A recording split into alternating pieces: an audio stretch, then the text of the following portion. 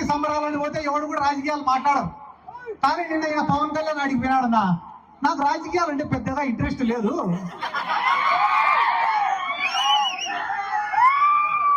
నేను ఫ్లాప్ సినిమాలు తీసినా కూడా నాకు డబ్బులు వస్తాయని రావాలి. ఈడ 2 పాయింట్లు, ఆయన తీసేదే ఫ్లాప్ సినిమాలు. ఫ్లాప్ సినిమాలు తీసినా నాకు డబ్బులు వస్తాయి, నీకు డబ్బులు వస్తాయి, బానే ఉంది.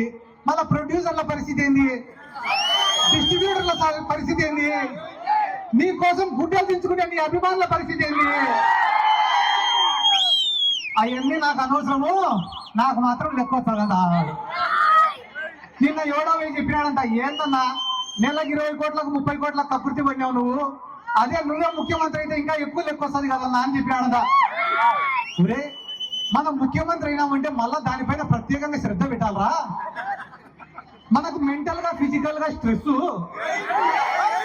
అదే చంద్రబాబు నాయుడిని నమ్ముకున్నామనుకో, నెల నెల మన ఇంటికే పంపిస్తాడు కదా లెక్క.